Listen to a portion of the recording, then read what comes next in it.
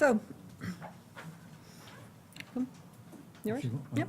So just to welcome everyone to today's briefing on Social Justice Ireland's Budget Choices document, our proposals to government on how Budget 2019 might be framed to provide for a fairer, more just society, but at the same time being economically sound.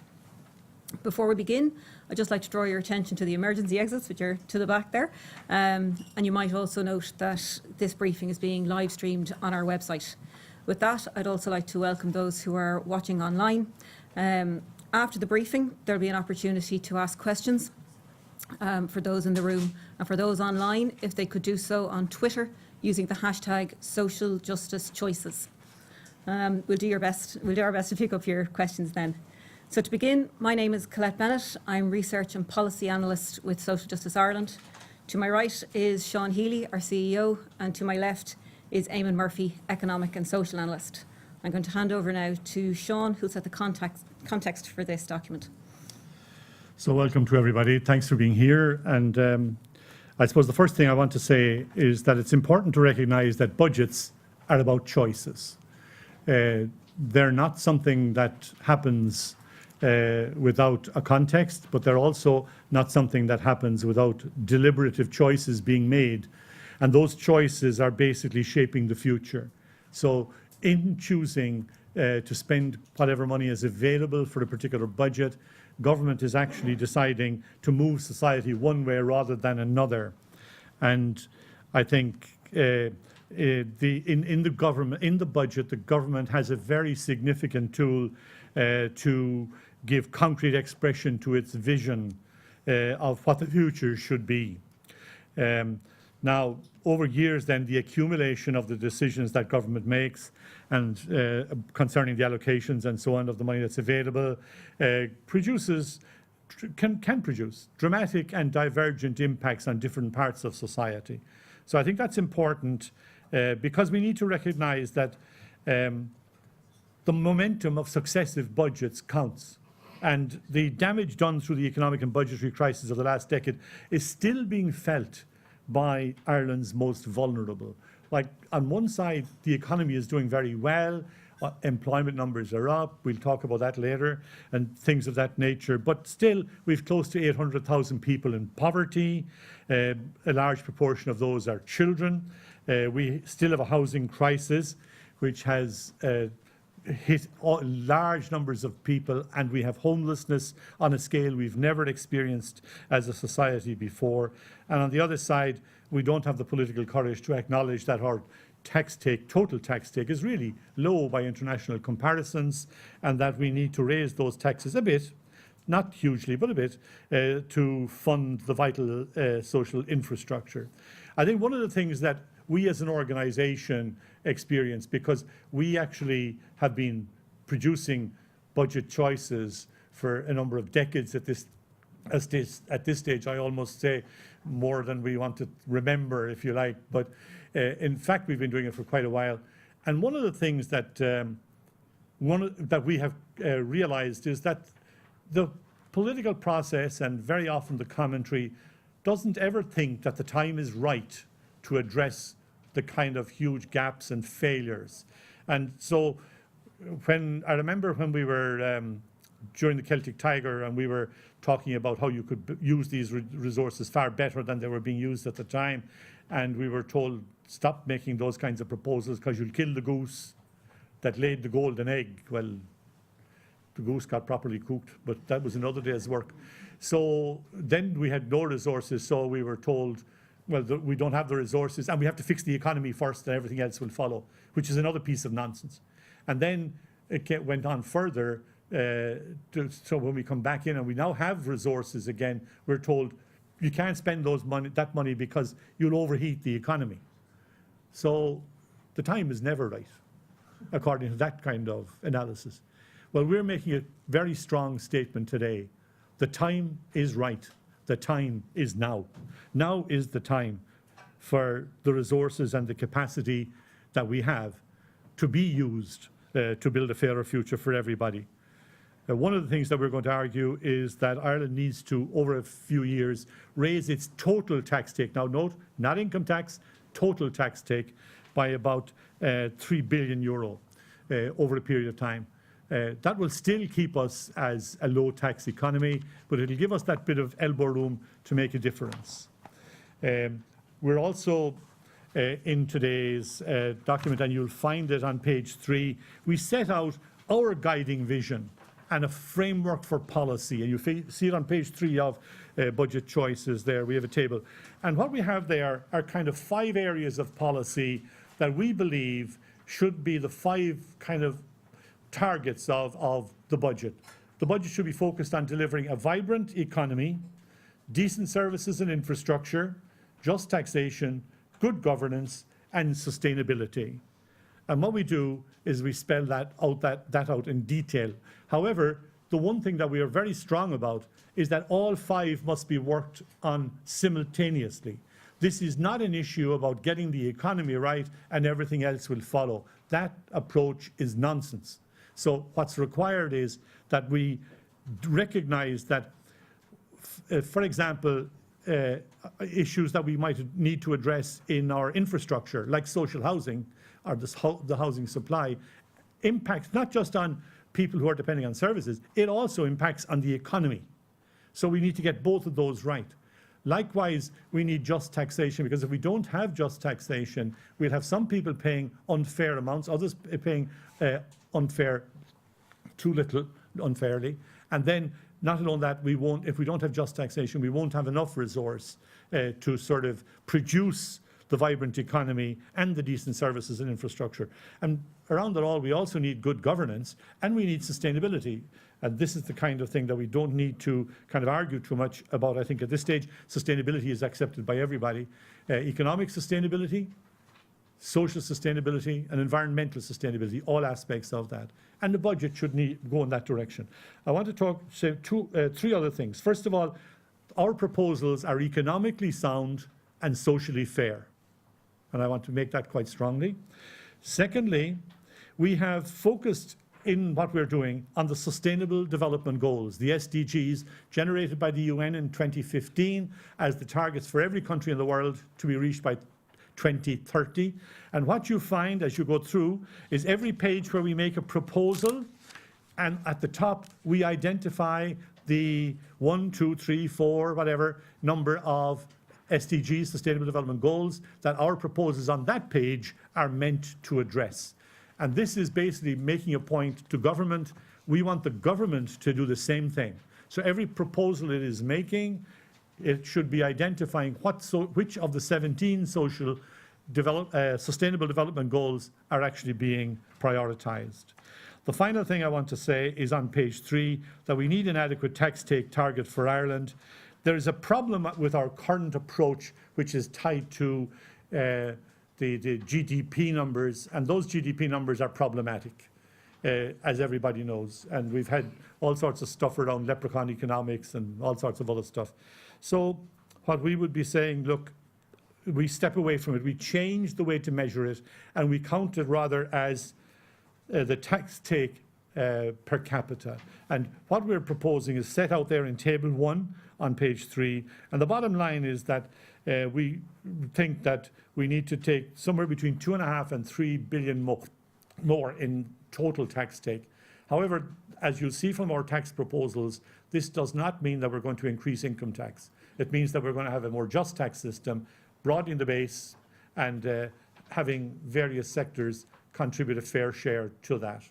So without any further ado, I'll hand it over. Oh, sorry, there's one other thing maybe I need to make the point that it's on page 4, the fiscal policy proposal, or not so much the fiscal policy proposal as the fiscal policy reality. For the first time in more than a decade, the government is going to have substantial resources available in budget 2019. Now, I have to sort of say that I'm admiring the government at one level in its capacity for hiding this fact very effectively. And every time they're asked what money is available, they have a different number. And even the same ministers answering questions will manage to give you different answers most weeks. So the result is that there's a lot of confusion out there. We've done these numbers ourselves, and we would say that the actual available resource is very substantial. So it gives us an opportunity, because of that, to address the gaps that are there. However, to make sure that we are economically sound and socially fair, we're proposing that a very large proportion of the available resources be spent on infrastructure, one-off expenditure, so for example, on social housing, things of that nature, or on generating the startup of Sláinte care in healthcare, for example, to do things that only cost you once. For example, if you were to put an extra £1.25 billion, as we're proposing, into social housing, it means that those houses get built. Once they're built, you don't have to build them again next year. So they're done once, they're done. All right? So we're saying a major proportion of the money should go into infrastructure on a one-off basis, and given the one opportunity, we have a once-only opportunity here to address those gaps, and this should be the moment to address it. So, back to Colette. Thank you very much. So the next piece that I'm going to be looking at is the investment package around housing, and that's on page 8 of the Budget Choices document.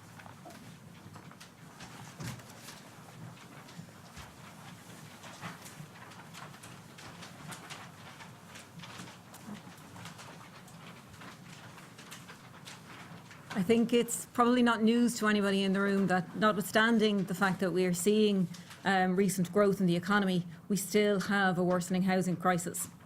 There's almost 86,000 households on the social housing waiting lists. There's almost 10,000 people accessing emergency homeless accommodation, including over 1,700 families and almost 3,690 children. Notwithstanding difficulties in quantifying the actual number of social housing constructions by local authorities and approved housing bodies in the last number of years, it's evident that there just aren't enough to keep up with demand. Home mortgages are problematic. While they've been declining since 2013, the actual level of arrears outstanding was increasing up until the end of last year, and that currently stands at £2.5 billion. A recent report by the Central Bank indicated that approximately 1,300 of those home mortgages were in arrears of over 5 years. That equates to roughly about 35,000 people within those homes. Private rent has been increasing for the last 6 years at double-digit inflation. The current average rent is about €1,300, which is just beyond what most families can actually afford to pay. The reliance on the private rented system through the use of the Housing Assistance Payment, or HAP, to support those in need of social housing is clearly unsustainable when you look at the level of inflation at that. It not only puts the future use of HAP into question, but it also questions the long-term security of those tenants that are receiving that payment, particularly in areas where rents are outstripping the HAP limits. What we're proposing today is that government provide an additional £1.25 billion for the provision of social and low-cost housing options, which would include investment in a specially developed housing body that could make use of both public and private investment to deliver a new rental model called cost rental that is being piloted in small areas at the moment, but really what we need is to scale. We're also including in the package the proposal to allow local authorities and approved housing bodies to pool their resources and their housing stock, which would equate to about 175,000, 180,000 houses that are currently rented, or properties that are currently rented, to access low-cost finance to construct social housing. We're looking at making loans available to owners of vacant or disused properties, particularly in the rent pressure zones, so that they can bring those properties back into repair. And enhancing homeless services, increasing resources not only at the front end of the coalface, but also looking at preventative measures for those at risk of experiencing homelessness. As Sean said, many of our proposals today are one-off investments. You do it now, you don't have to do it into the future, and this is the opportunity to do it. In terms then of our next investment package, I'd like to go to page 10, which is investment in rural Ireland, the regions and communities.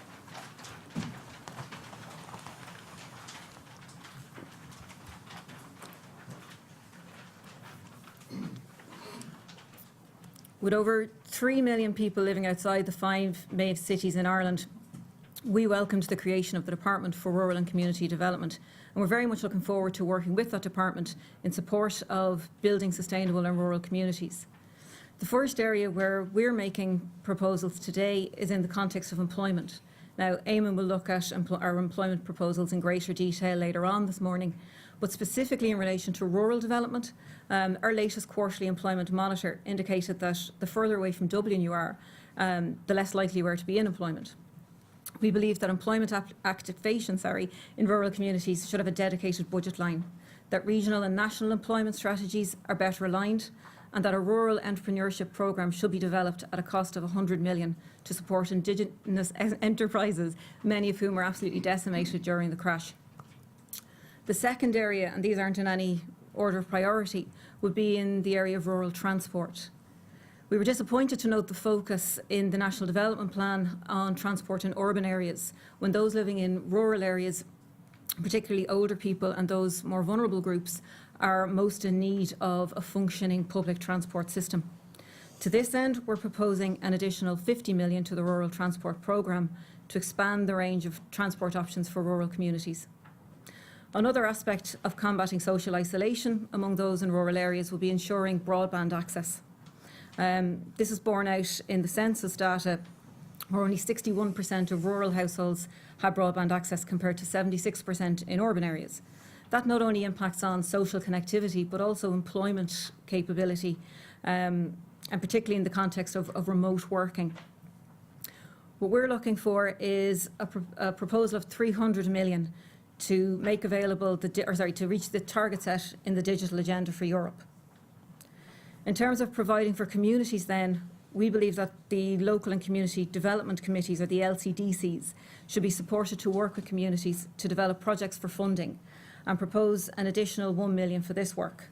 We also believe that civil society organisations and community and voluntary sectors, which have a very important role to play, particularly in terms of national dialogue concerning social and environmental issues, that an additional allocation of 47 million be made in recognition of that role. We very strongly believe in the role of public participation networks in creating a deliberative democracy.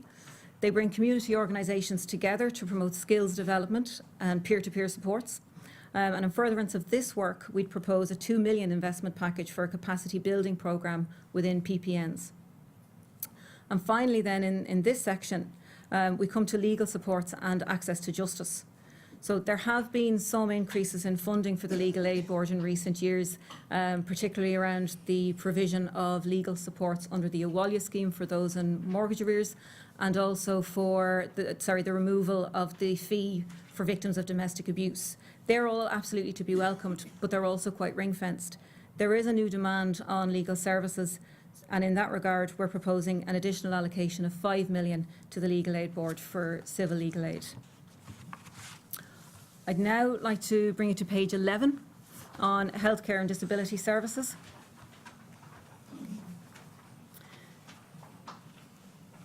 This is one of the top priorities identified by Irish people, and our healthcare expenditure does equal that of many of the developed countries, but many people don't feel that they're getting the service that they actually need. The structure of the country's population is also changing. Population over 65 years old is increasing by 20,000 a year. Those over 85 years old is increasing by 4% a year. This is a really good thing. It should be celebrated for that, but it means that there needs to be a healthcare system capable of supporting greater numbers of older people and people with a disability who need to access it. The cutbacks from 2008 to 2014 adversely affected all people, but particularly those on low incomes. Those on low incomes and those without access to private private health insurance also feel more that the long waiting lists. What you're essentially creating there is a two-tiered system. And to address this, what we're urging government to do is to underpin the support it's already shown to the Sláinte Care report and to implement those recommendations.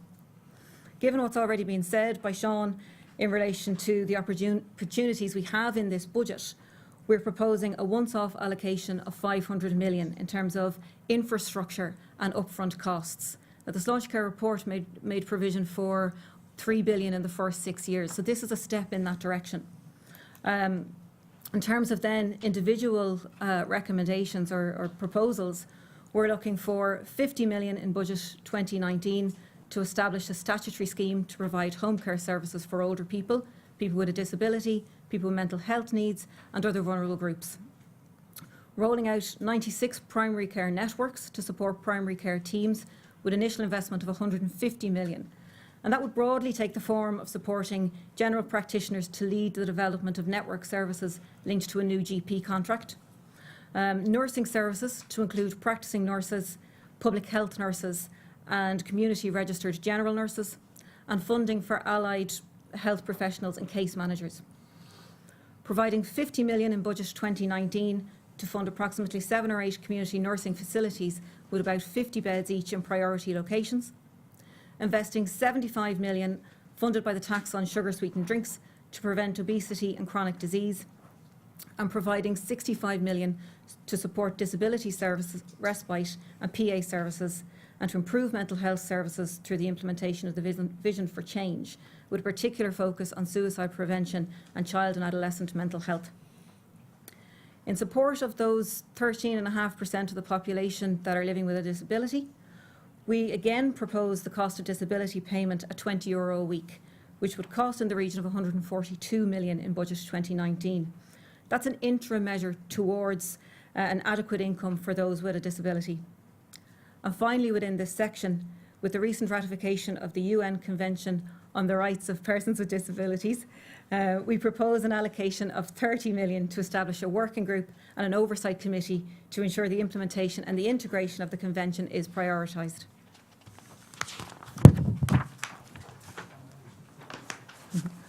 I'll turn now to investment in education and childcare on page 12.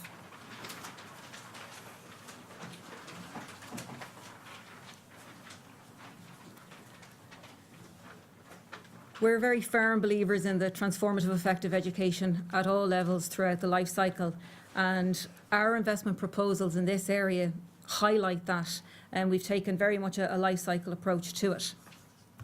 Our first proposals begins with the ECCE, or the Early Childhood Care and Education Scheme, and what we're proposing is an increased allocation of 113 million in this area. That would bring the spend to just 0.2% of GNI star. It's far below the 1% of GDP that was recommended by the European Commission, but at least it's a step in that direction.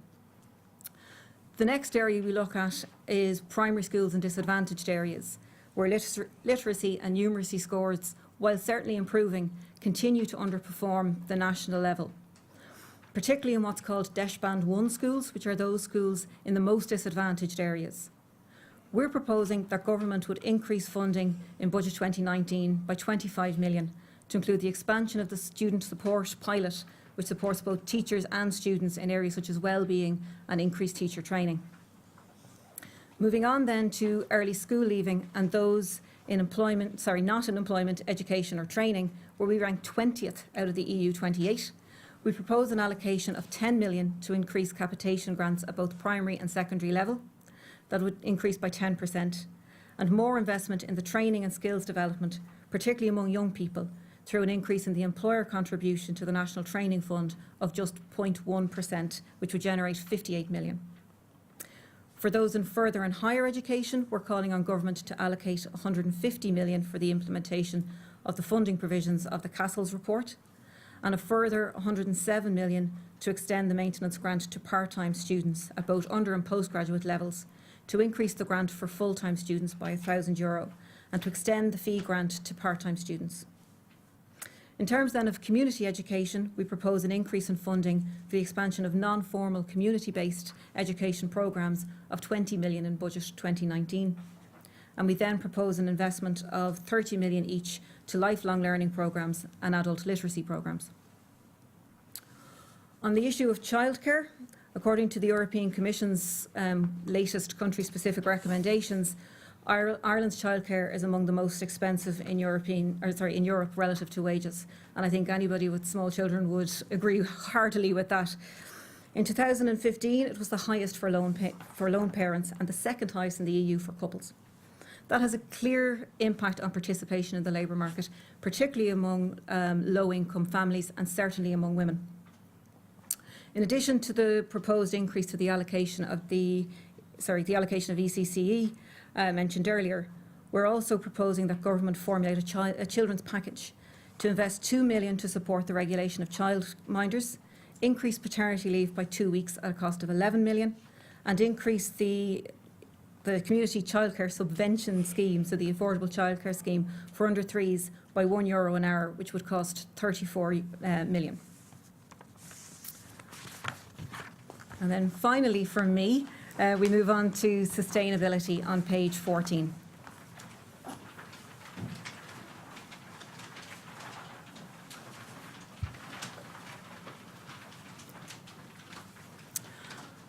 Ireland was one of the key drivers behind the Sustainable Development Goals. Yet according to our Sustainable Progress Index, which was published in February this year, we ranked 10th of the EU 15 countries in terms of progress under the SDGs. That document identified a number of data gaps which we gave to Minister Naughton in order to improve the information collection in terms of benchmarking our progress under the SDGs. We would now propose an allocation of 10 million to the Central Statistics Office to develop new indicators of progress to measure this progress. We face the prospect of heavy fines if we don't meet the target set in Europe 2020 to reduce our emissions, and there are obviously other costs associated with missing these targets. Increased heavy rainfall, increased storm intensity, and then obviously increased damage caused by those weather events. To address this, we're proposing an increase to the rate of carbon tax of €5 per tonne of CO2 emitted, generating 110 million in budget 2019. Removing the public service obligation levy for peat would save 118 million, which could then be diverted to develop renewable energy sources and move us to a low carbon power system by 2050. We further propose that government allocate 80 million to retrofit houses and community buildings and make them more energy efficient. That isn't just good for the environment, but it will create savings for those living and working in older buildings. We propose a number of environmental taxes, which would include a 6-cent increase in the excise duty on a litre of diesel and a decrease of the same amount on petrol. The introduction of an aggregates levy of €2.50 per tonne in budget 2019 would yield €75 million. The introduction of a single-use plastics levy at a yield of €25 million per annum. We also propose that government invest 10 million in budget 2019 to begin implementing the 2018 circular economy package produced by the European Commission to move towards more sustainable methods of production. And then finally in this area, we believe that government should publish the cost to the state of environmental subsidies and review it every year to ensure that government is not subsidising processes that are harmful to the environment, and develop a set of shadow accounts to reflect the true value of Ireland that goes beyond GDP as a measure of progress and looks to measure social and environmental factors also. With that, I'd like to hand you over to Eamon now, who'll bring you through the remainder of this briefing. Thanks, Colette. I'll begin, before I go through the remaining packages left over, just draw your attention to the table on page 19. The idea behind this page is to set the socio-economic context for budget 2019. I'm not going to take you through each of these indicators, but there's some that are worth bringing your attention to. About 10 lines down on the left, we note Ireland's total revenue as a percentage of GDP as projected for 2018, and the line below that shows the percentage of GDP that a low-tax economy would be aiming for according to Eurostat. So that's the European Union's benchmark set. And it's quite obvious, as we've mentioned, that Ireland is a complete outlier in that regard. The countries we're comparing that are comparable to us are all in the former, behind the former Iron Curtain in the Baltic states. And with respect to them, they're not the societies that Ireland should be modelling on itself on. At the very bottom of the table is the figure for youth unemployment. Now, the 6% and sub-6% unemployment rates we're experiencing at the moment have been well heralded by the government, and they have been one of the great good news stories of Ireland's recovery. But it's worth drawing people's attention to the fact that it's not a good news story for everybody, and there's still a lot of work to be done on the employment front. We're far from where we need to be. And in the right column, just a little bit up from the bottom, just to draw your attention to the percentage of the population that's older than 65 in 2016 at the time of the census, and what is projected to be 20 years from then. So we're going to see a 50% increase in the percentage of the population that's over the age of 65 and a doubling or more of the percentage of the population that's older than 80. That's just to back up what Colette and Sean have been talking about in regard to the demographic changes Ireland faces and the need for investment in the areas that that's going to affect. Just to bring you back to page 5, as Sean has mentioned, our proposals are both socially fair but also economically sound as well. Every proposal we've made for investment can be backed up by a measure to raise the revenue required. There's plenty of fiscal space available in the forthcoming budget, but that doesn't mean that the government needs to limit itself to that. We've got a myriad of investment or infrastructure deficits and crises that we're facing at the moment, and there's plenty of scope for raising additional revenue to deal with those. Just again to point out, our current low tax take is unsustainable. Ireland doesn't have to move to becoming a high tax economy. It can remain a low tax one, but it shouldn't do so at the expense of not being able to provide the infrastructure and public services that Irish people need, want and expect. Under the first thing we have on page 5 is under tax choices and reforming of income taxes. Now we believe that given the amount of investment that's needed in areas as diverse as social housing, education, childcare, we would recommend that the government use all resources available for investment rather than giving, so as they put it, giving money back or giving the temptation to have a giveaway budget in advance of a general election would imagine be quite high for most politicians. If they do decide to give some tax breaks to people, we are showing that these can be done in a much fairer way than what government has been talking about. For a start, if you were to give tax breaks through the tax credit system, it's a far more equitable means of distributing the gains. Everybody who's in employment will benefit to an equal extent from an increase in the tax credits, whether you're earning 20,000 a year, whether you're earning the average wage, whether you're earning 100,000 a year. If these tax breaks are given through the tax credit system, everyone benefits to an equal extent. The one exception in that is in relation to very low paid people. Because of the nature of the current tax credit system, anyone earning less than €16,500 a year does not benefit in full from their tax credits. That's why we're recommending making tax credits refundable in order to tackle the working poor issue and to ensure that all future increases in tax credits are experienced equally by everybody. On the right-hand side of that page, we have the beginning of our section on reforming tax breaks. We deal with pension-related tax breaks in a moment, but for the non-pension-related ones, if you were to give them all at the standard rate rather than at the marginal rate, very simply, you'd be saving almost €500 million a year in tax breaks while making the tax system far more fair. Our argument would be that given the nature of tax breaks and the way in which the majority of them are appropriated by higher earners, and the government's own Commission on Taxation asserted that a few years ago, if you're going to give a tax break, it should be given at the standard rate. There's no reason for giving it at a higher rate to a person who's earning more money and therefore requires it less. It's very simple, and you can save almost €500 million in 1 year by doing so. In relation to the R&D tax credit, we have this is an element of the corporation tax system, whereby research and development that takes place in Ireland is that firms that engage in it receive a tax reduction.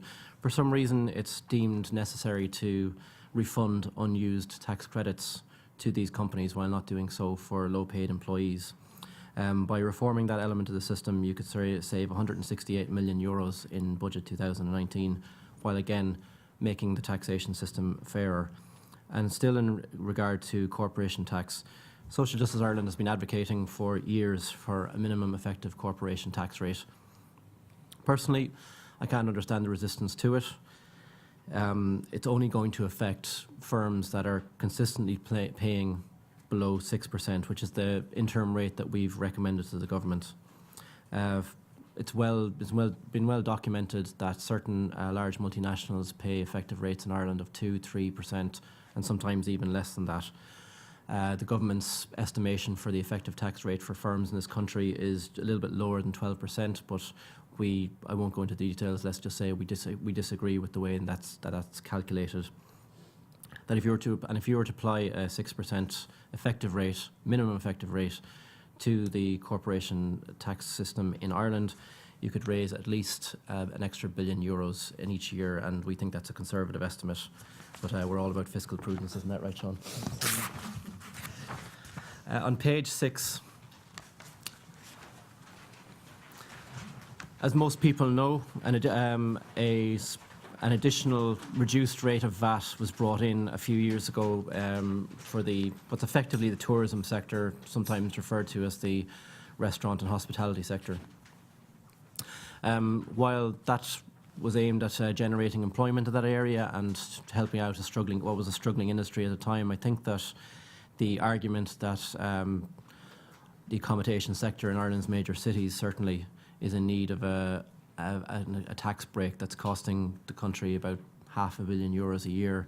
It doesn't fly anymore as far as we're concerned. We think that this should be phased out on a 2-year basis, beginning with in 2019, that the VAT rate for 13.5% should be restored to the accommodation sector, which would yield an extra 220 million next year. Colette has already talked about the increase to the National Training Fund levy and the additional 58 million in 2019 that would raise.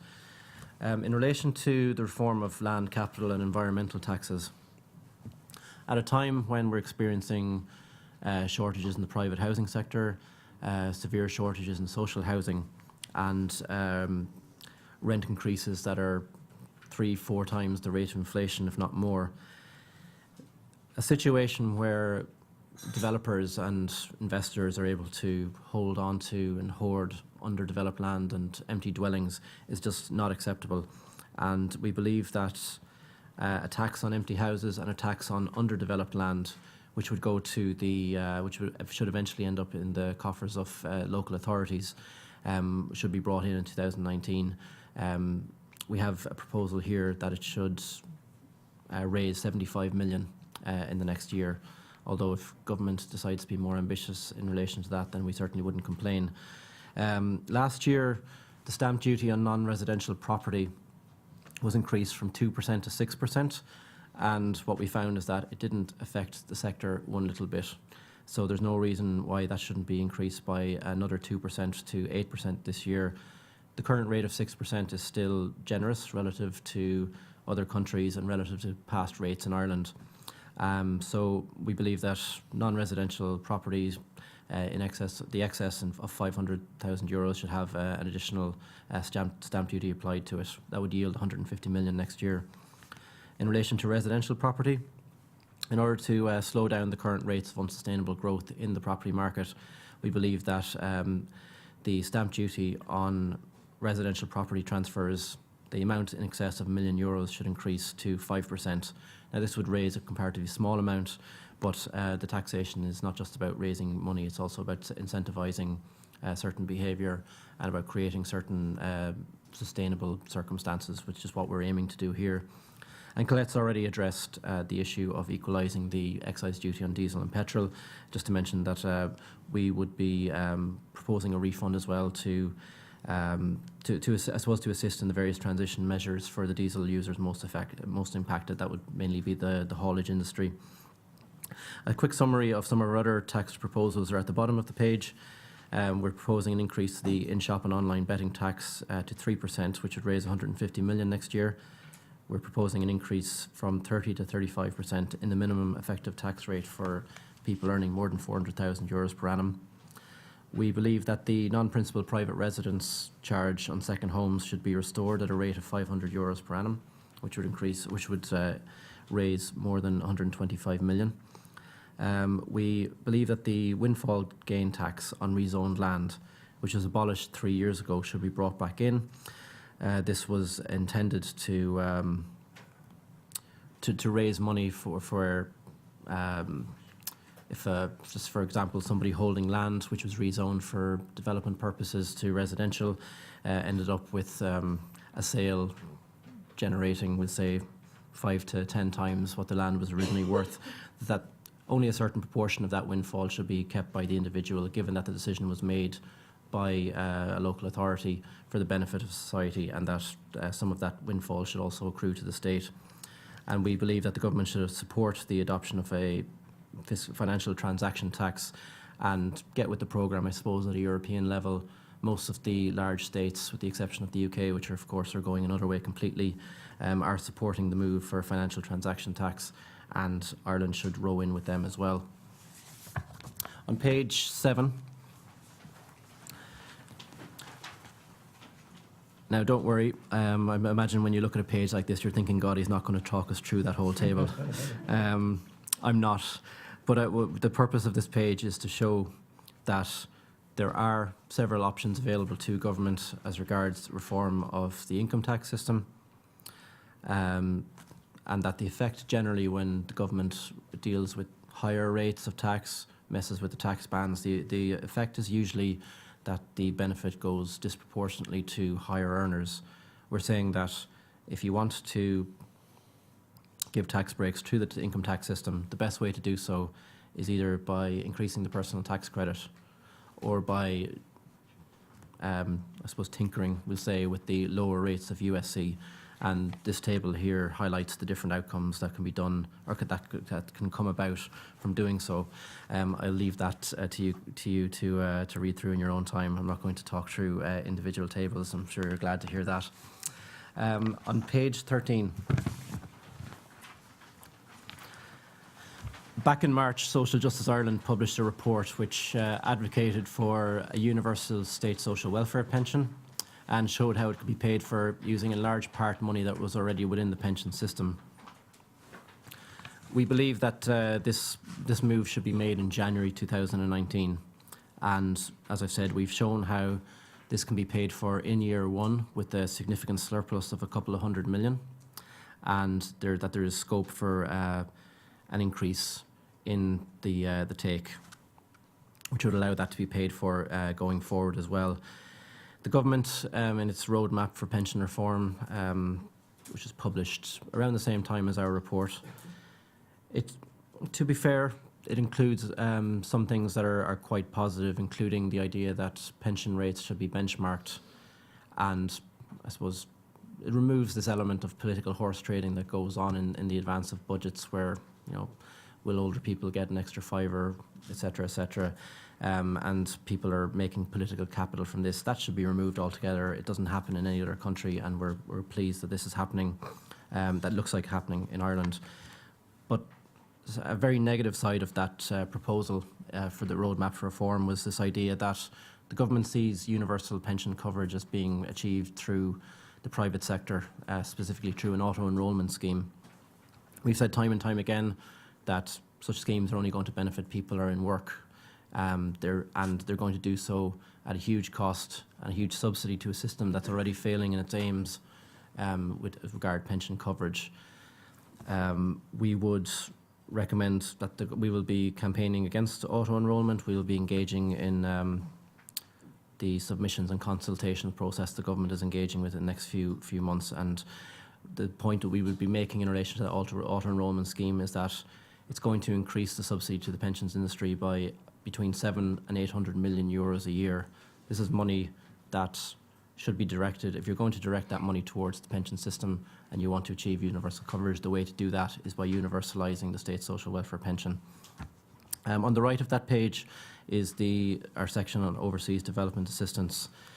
Ireland is one of the countries that is committed to achieving an overseas development assistance budget of 0.7% of its GNP officially, but as Sean has mentioned, Ireland's national income figures are quite problematic. So in this instance, we looked at GNI star. We feel that it's a measure of national income that can't really be argued with government, and it makes the goal a small bit more achievable looking.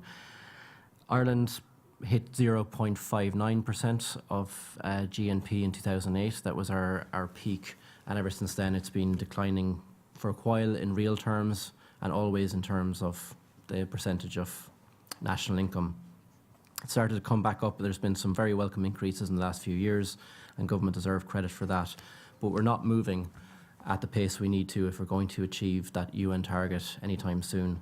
We believe that 2019 should see an increase of 136 million in that budget as a first step on the movement towards achieving the 0.7% target by 2025. It's very realistic given the economic circumstances that Ireland finds itself in.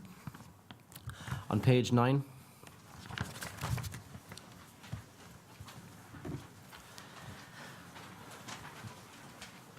as I mentioned at the beginning of what I was saying, the dip below 6% unemployment for the first time in 10 years has been one of the great good news stories of Ireland's recovery.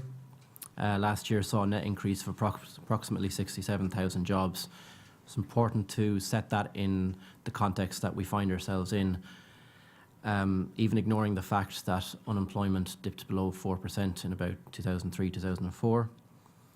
Our current 6% or 5.9% unemployment rate is in the context of a far lower participation rate than Ireland experienced at the peak of the boom, which was around about autumn of 2007. And as Colette mentioned, the further you live away from Dublin, the less likely you are to be in employment, and the participation rates throughout the regions are quite a bit lower than those experienced in Dublin. We also have a particularly high rate of young people that are not in education and employment or in training, and Ireland has a growing rate of low-paid employment and instance of precarious work as well. So to say that our labour market worries are over is to not understand what's actually going on at the moment.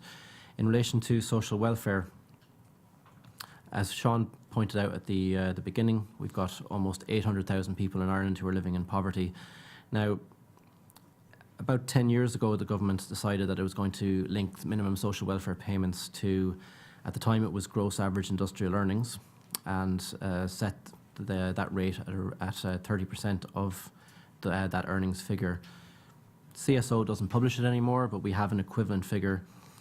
So we believe that the minimum social welfare rate should be benchmarked to 27.5% of average earnings. This new average earnings figure that's from the CSO, it's roughly equivalent to the previous benchmark. And with that in mind, Budget 2019 should increase the social welfare rates by €6.50 per week. If the government does not decide to bring in the universal pension in 2019, then it should increase the pension rate at the same rate as what we're proposing for all the other minimum payments. We also think that there's no good reason at this stage, particularly given the small amount of money it would cost and the amount of money available, why job seekers' rates should be, for younger people, should be below that of older groups. We're proposing an increase to the direct provision payments for adults from €21.60 per week to €39, and an increase for children to €30 per week, and also an increase in the living alone allowance by €5 per week, and in the fuel allowance by €6.50 per week. We also propose the introduction of a new targeted scheme for low-income and vulnerable elderly people, and that should be funded to the tune of 30 million next year. And the final thing that I realised I just forgot to mention from page 13 is that we're proposing an additional €120 million to the budget for home adaptation grants for the elderly as well, as part of our older people package in Budget 2019. A quick look at page 15.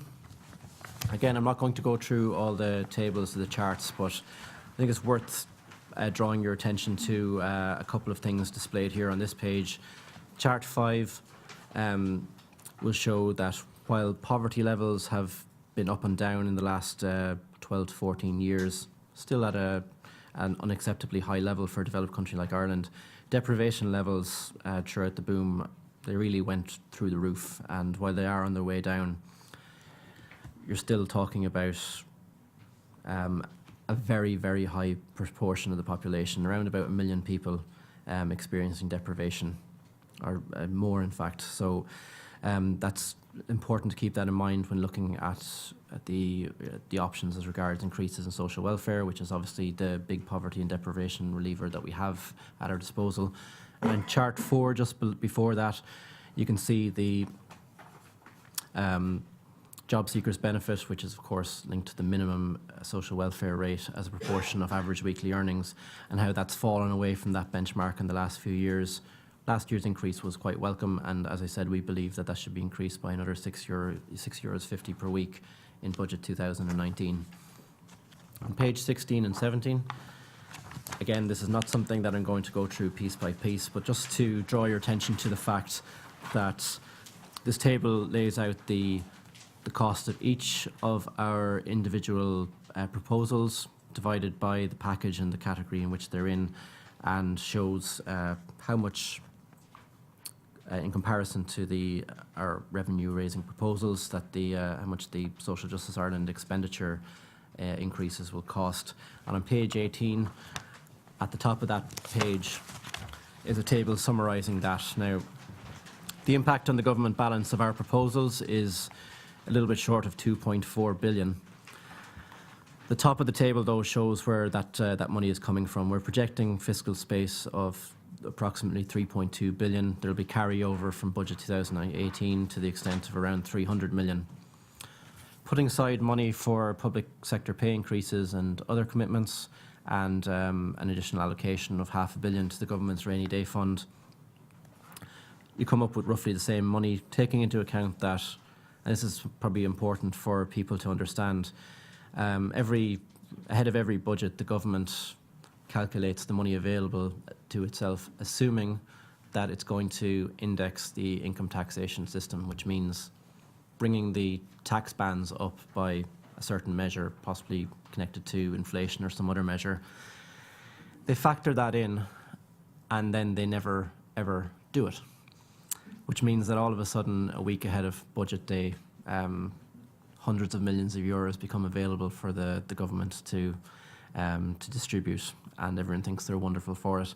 They're not going to do it again this year, and it's going to garner them an extra 600 million in the days leading up to it. So what we're showing here is that it's possible to achieve huge inroads into the infrastructure deficits that Ireland has, to make a lot of the upfront investment that's required to generate the change that Irish society requires, and to do it in such a way as to produce a balanced budget.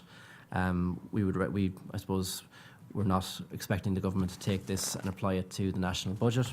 The important thing is for them to realise, and for people to realise, that these fairer and more just options are available to them, that these revenue-raising measures are available to them, and that it's possible to tackle the problems that Ireland has in a way that's socially fair but also economically sound as well. At the bottom of page 18, we've summarised all the packages there according to section, so I leave that with each of you to have a look through in your own time. I think the key ones from our point of view are the investment in housing, which is an additional 1.25 billion on top of what the government has allocated in 2019. The significant investment in healthcare, which is also over 1.1 billion, with a large upfront allocation towards the implementation of the Sláinte Care report. And we are hoping for an additional 1.2 billion to go towards older people, including that implementation of the universal social welfare pension, because of the transformative effect that can have on the living standards of older people in Ireland. Don, I'll pass you back to Colette. Thanks very much. Thank you very much, and thank you for bearing with us. I'm now going to pass you back to Sean. For one final round, if you go to the back page, where as far as the last page, page 20. So I suppose the context again is important. We've been listening a lot to proposals about expenditure and proposals about taxation, various changes being suggested and all sorts of costings provided and so on. But I think the context is that, like, Ireland has had a difficult decade. Before that, we had the spectacular growth of the Celtic Tiger and then the crash that followed. So from the highs of the Celtic Tiger, we produced new highs, like 15% unemployment, 330,000 jobless people. Ireland's debt levels reached 120% of GDP. Homelessness hit record levels. Deprivation rates, as Eamon pointed out, reached 30%, which is extraordinary.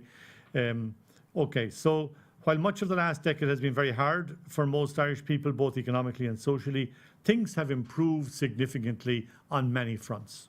So most of Ireland's economic fundamentals are currently very positive. We have a situation where consumer spending is up, employment is up, unemployment is down, with the qualifications, obviously, that Eamon has put in.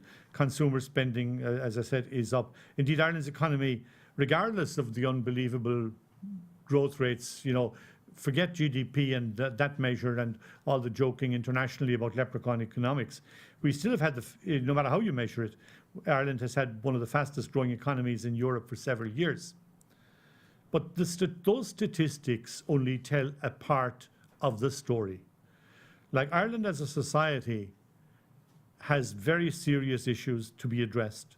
There are huge gaps, and there are critical choices to be made if those gaps are to be addressed. We've almost, as we've pointed out several times already, we've almost 800,000 people living in poverty, 1.2 million people experiencing deprivation of some kind. We have a social housing crisis with close to 10,000 people homeless, and something close to between 80 and 90,000 households on waiting lists. We have a two-tier healthcare system. We have all the trolleys and the waiting lists and the recurring A&E crises and all of that.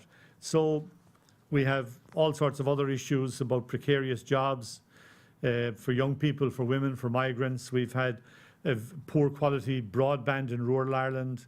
We have a lot of regional disparities, and the lack of appropriate action on climate change will have very negative consequences, including financial consequences with the actual bills that we're going to, and the fines that we're going to have to pay.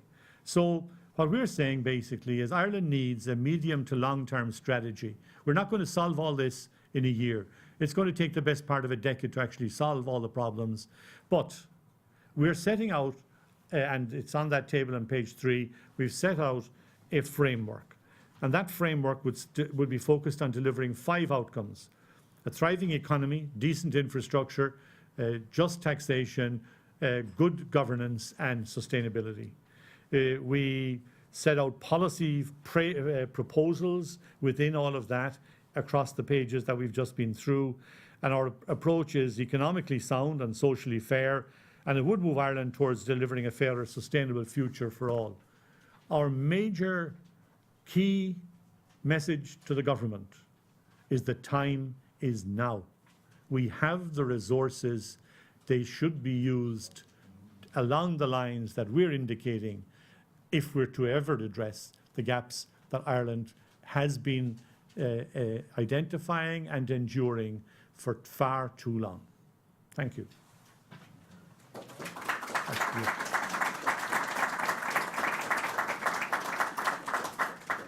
Now, there is a roving mic if anyone has questions. What I'd ask you to do is wait until you get the mic so that it can be picked up on the online stream, please.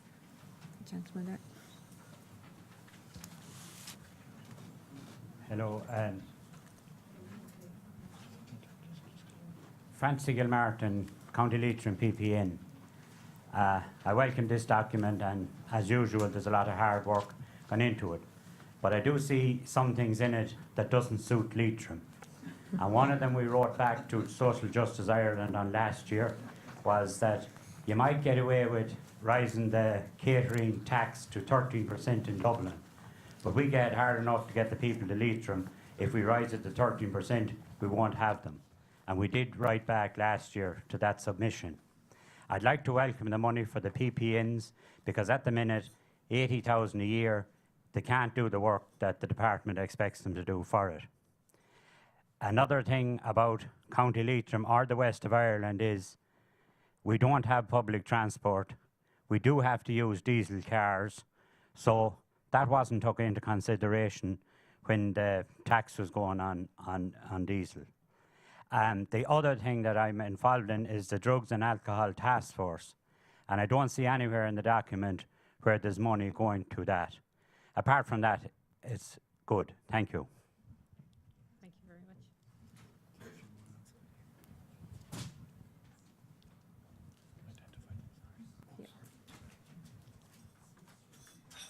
can make sure to identify yourself, so Vicky. My name's Catherine Riley, so I'm here with two hats on. Firstly, as co-chair of the Health Reform Alliance, I welcome references to Sláinte Care in the document. It's really important. Only last week we marked the first year anniversary of the publication of Sláinte Care. One of our concerns was last year, budget 2018, was really it kind of a la carte picked some of the measures from Sláinte Care to implement, and we believe the budget 2019 is going to be the litmus test for Sláinte Care. So given that you have referenced it and you talk about the €500 million once-off funding, would you support Sláinte Care in its entirety? Particularly you're talking about the need for medium to long-term strategies, and even in your document you advocate for guiding vision and policy framework. We believe that we need to create a public awareness and an appetite for Sláinte Care to make sure that this does get multi-annual funding, to make sure that the government deliver on it. I know that there is a fear that while we are awaiting the government's response to Sláinte Care and the appointment of the executive director, that they're actually deconstructing it and perhaps reconstructing it according to their own agenda. So as much public support as we can get and support from the likes of yourselves, I think it's very important.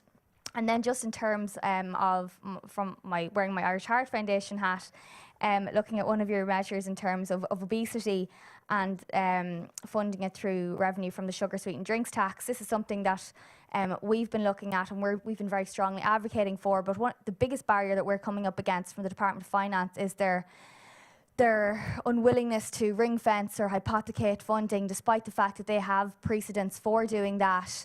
And indeed, in parliamentary questions in the last number of weeks, the department themselves have given us a litany of examples of where they have done this. Is this something that you're coming up against, and how do you think that as a movement we can say, look, if there are taxes there that have been put on, for example, to reduce obesity, how can we then put those back into the public to make sure that the maximum effect is got? Thank you. One more there, thank you. Thank you, Sean, Colette and Eamon, for the extreme amount of number crunching that went into this document. Oh, sorry, and my name, Michael McCarthy Flynn with Oxfam Ireland. My question is in relation to your proposal for a minimum effective corporate tax rate. As you know, Oxfam Ireland has been campaigning in relation to tax avoidance in Ireland, and the idea of a minimum effective tax rate is one that we're looking at a global level. So I'm interested in two aspects of your proposal. One is how you landed at the 6% figure, and you mentioned an interim figure, so how that works out. And also where you got the 1 billion figure from. It's the biggest tax take in your pre-budget paper. I'd be interested where that calculation for 1 billion came from. Thank you. Thank you very much.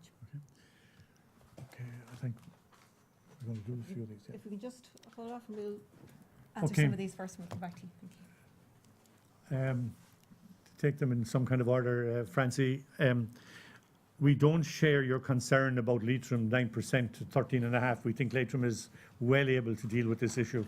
In fact, I think Leitrim mightn't be all that far away from repeating what's happening on Loop Head, which is where they're actually blocking big buses and all sorts of stuff from getting in there because they know that these people are just flooding the place at such a rate that they destroy the local stuff, right? So I'm not sure that Leitrim would have a problem dealing with that at all, absolutely. I take the diesel issue with cars is an issue that there's going to have to be an adjustment on. We highlighted and provide sort of a balancing subsidy for truck drivers, principally for diesel truck drivers, principally because we're conscious of Brexit and the fact that an awful lot of truck drivers have to drive abroad and so on. So we're trying to sort of cover the costs involved until the whole thing equates out. There was a mistake made. It wasn't the government's fault. The briefing and all the information from internationally was that diesel was more climate friendly than petrol. It was untrue. And when that was exposed, a lot of people, including Ireland, were sort of caught with the subsidies in the wrong space and the supports in the wrong space. We have to rectify that. We'll have to deal with the drug and alcohol task forces because we actually I chaired a regional drugs and task force for 5 years. I have a lot of sympathy to that. I think there's plenty of space in there. For example, we have 50 million for communities, for 48 million. Part of that would be for the situation with regard to drug and alcohol task forces. So there's no problem with actually finding from within our proposals sufficient money to deal with the shortfalls that are there. Yes, we support Sláinte Care in its entirety, but we are aware that any proposal or any program that's proposed isn't perfect and therefore needs to be sort of modified maybe at different times. But we're very conscious of what's going on. We support your analysis of what's going on, which is that the department is kind of trying to reinvent Sláinte Care along its own lines and basically not giving the structure that's required for the very substantial transformation that's proposed in Sláinte Care. So there's an issue there. The obesity and sugar tax and hypothecated stuff, we've had this for years. We've been trying to get the Department of Finance to sort of ring fence income for specific outcomes, okay? And we're doing it here on the sort of sugar tax and obesity. And for years they used to say there was no such thing. You could not do it. It was terrible. It was against all their basic things, tenets. And then gradually we started to pull out examples of where they actually did do it. So now it's kind of, oh, we can't do it, it's too whatever. But it actually needs to be dealt with. And we would say definitely hypothecate the sugar tax, use it to deal with the obesity. We're facing an obesity epidemic and it needs to be addressed. Isn't being addressed sufficiently, although there are some very good people trying to highlight it in the broader policy making context. In terms of the effective corporate tax rate, Eamon, do you want to deal with that issue? I say interim rate because we believe that a much more sustainable and realistic rate for Ireland's corporation tax would be 17.5%, in line with the rest of Europe. That Ireland should take an international lead in negotiating that with our European peers, and that 6% is an interim minimum effective rate, because when the rate moves to 17.5%, it should be at 10%. The figure comes from calculations carried out by ourselves and in conjunction with we work with some academics and independent policy consultants, and there was input from two of those a few years ago to come up with this figure. We believe that figure is now moving north of $1 billion, but it's based on the figures that come from the Department of Finance in relation to the breakdown of the corporation tax take. And if you want to actually see how we calculated it, we did a presentation, we did a submission to the government's committee on corporate tax. And when we went to present, we got an oral presentation, and when we went to present, it was quite obvious that they had a problem with it. They couldn't work it out, okay? So what we did was we made a second presentation, which basically sent them how we actually calculated it all. And it's up on the Department of Finance's website. So all you got to do is go in, look at the submissions. There's only about 10 or 12 submissions, but they have 2 of them coming from us. They have our original one, and then they have this kind of spreadsheet explaining where we got the €1 billion from, okay? No problem. And by the way, if you have any problems, come back to us. We can show you how to do it. Just before we take another question from the floor, just to say to the people who are watching online, we prefer if you tweeted the questions rather than ringing Sean directly, although we appreciate I do have a question here from Paul McIlveny, who's using the hashtag social justice choices hashtag. And he wants to know what our position is on the government's plan to dedicate $500 million per year to a rainy day fund. Does the fund amount to a missed opportunity for progress elsewhere? Basically, I think we're in favour of having a rainy day fund, as long as it isn't going to be all used to rescue banks and again, like the last rainy day fund that was actually supposed to be for pensions. So, but we have an allocation of 500 million in there, and I think moving in that direction, like it's not, given the resources available, it is possible to put that kind of money aside, and I think it's a good thing to do, at a moment like this. I don't see it as a lost opportunity. Why? Because there's quite an amount of money available independent of that 500 million for the rainy day fund. And I think that's basically what we're saying, I suppose. This won't happen very often, but this particular coming budget, government will have a lot of options available because there's a lot of money. Okay? Now, the potential for a major mess, making a major mess of it, is large, given the large amount of money. So hopefully they follow our suggestions and are economically sound and socially fair.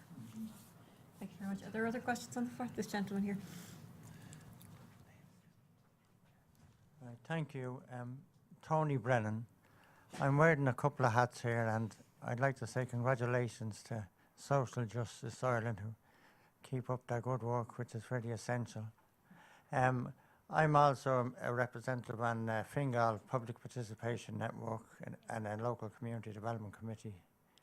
I'm a rep for community and voluntary section. It's about health and it's about gambling. And I don't know whether I'd be right in saying that gambling is a kind of a health issue, that there's so much of it now, and sporting events on television and ads about you can bet this and this, that and the other. And young people kind of getting maybe addicted to it. And as I say, it seems it might be a future kind of addiction that's there already or it's coming there. Okay, thank you. Are there any? Deal with that now? No. Oh, sorry. Any other questions?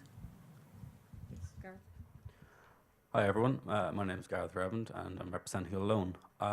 First of all, I just want to say that I think Social Justice Ireland's Budget Choices 2019 will be considered progressive and fair. I just have a couple of questions. Can I direct you to page 8 in relation to utilising existing dwellings, and just where you're stating the owners of vacant properties in need of repair, making additional loans to them? Do you have an estimate of how many properties are there? Second question in relation to enhancing homeless services and the expansion of Housing First. Do you have a Housing First example in mind? And just the last question on page 13 in relation to the universal state pension. Your estimate is that 727 million will be required in 2019. Last Monday, I was at the TCA public consultation, and in the document, the government stated that it would cost approximately 1.3 billion. How is there such a difference between both estimates? Thank you. Is there one more question from the floor? Damon, yeah. Hi, Damon Matthew Wise, capital A Circumflex. Circumflex. I'm wearing my National Council of People with Disabilities hat today, not Claire PPN. I'm mindful of the fact that there doesn't seem to be anything in here in respect of carers. As a result of austerity, carers was cut to half or quarter for first and second carry. This basically leaves a significant shortfall with regards to costs in covering the additional needs of care, which won't be dealt with otherwise. One thing that we also raised previously is that when the city and county networks of people with disabilities were unfunded as part of PWDI as a result of national budget cuts, it left an awful lot of the independent networks in cities and counties without operating base, not having a place to have meetings.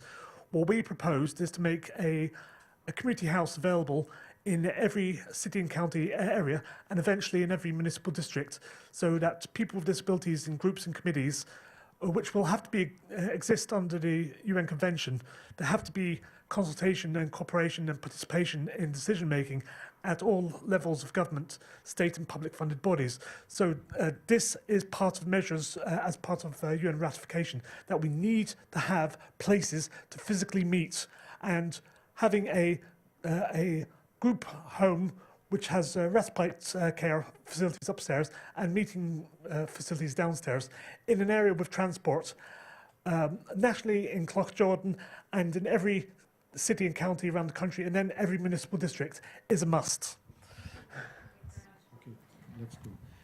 Let me do the gambling one. Well, you do the loan one and the housing. You do the pensions one. Okay. On the gambling, Tony, we have a proposal in there to raise 3% to raise the betting levy, increase tax on in-shop and online betting to 3%. It brings in 150 million, but I think we're very conscious of the addiction issue and the damage that that's causing, and I think that this is at least a move in that direction. Okay, and again, if you wanted to be thinking in terms of hypothecated finance that we mentioned earlier, it's the kind of issue that you could say if you get the tax there and you're facing the kind of gambling issue, if it's causing that amount of problem, then one pays for the other, if you like. Okay. Do you want to do the? Yep. In terms then, I suppose, of the pieces around the vacant properties and the expansion of the housing first. In terms of the loan that we're talking about, it would be similar to the repair and leasing scheme. However, it would be an expanded version of that.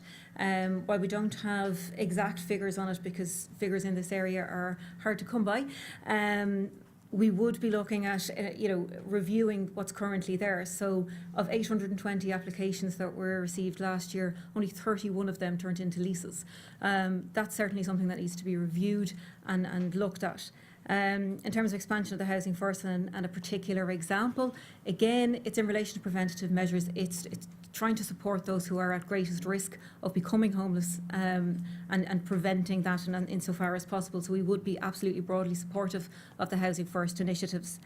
If I can go to Damon's, and then I'll move on to, I'll pass on to Eamon in relation to the universal pension.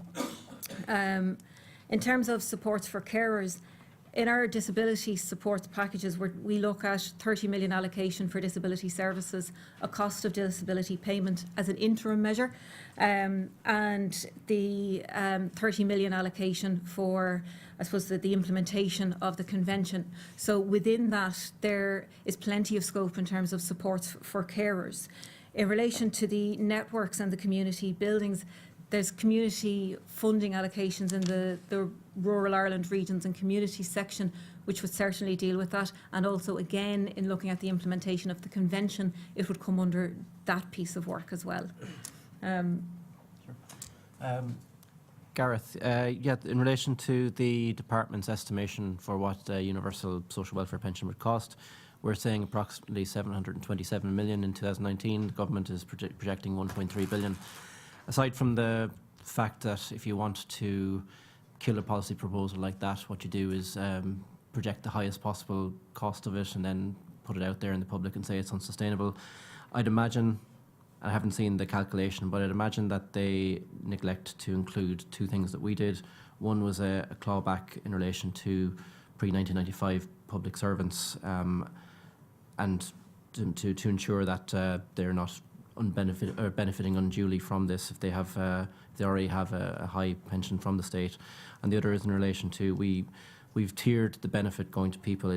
Our proposal is based on residency, but there will be some people who don't meet the full 40-year residency requirement for the full pension, and they will also have pensions from other sources that won't need the full amount of the universal pension. So that's why our figure is I'd imagine that's why our figure is notably lower than the projection of the Department of Finance. And if you want to sort of compare the reliability in terms of this kind of calculation, I draw your attention to the fact that we had a row for over a decade with the Department of Finance about how much it would cost to make our tax credits, our proposal on making tax credits refundable, how much it would actually cost. And the initial, in 2001, when there was a working group set up by the government and it reported, that report, by the way, which was never published because it was never signed off, because of the fact that the claim was included in it by the Department of Finance that this would cost 2 billion. But the 2 billion was never set out to, it wasn't the cost of any proposal that was contained or made by anybody on the working group or that was abroad at any point at time, okay? However, every 6 months over the next decade, the Green Party in particular and others as well, asked a PQ parliamentary question of the Minister for Finance, how much did it cost or would it cost to implement our proposal? And by 2010, it had gone to 3 billion. Okay, now, we then produced a study done independent of us by economists in Trinity College to show that it wouldn't cost 3 billion, it would rather cost 140 million.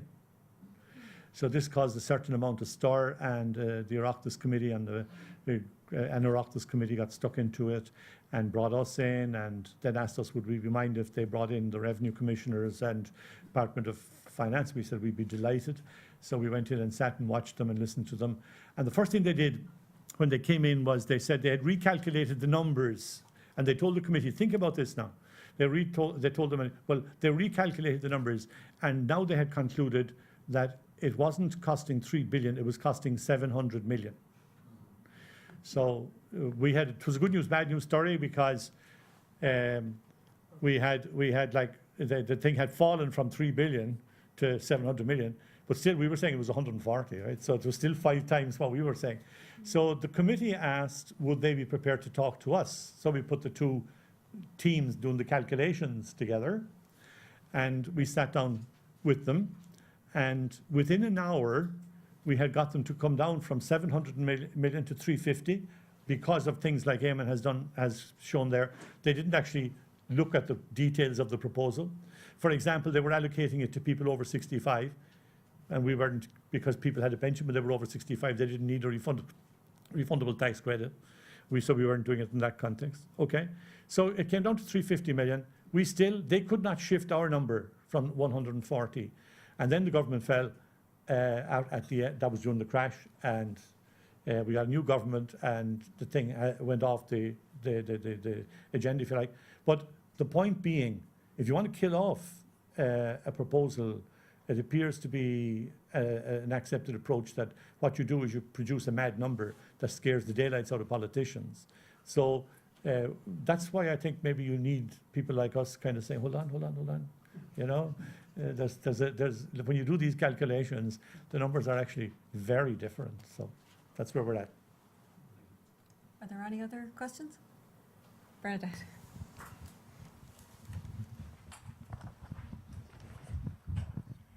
Bernadette McMahon, the Vincentian Partnership for Social Justice. Mine is not a question, and that's why I've waited until the end.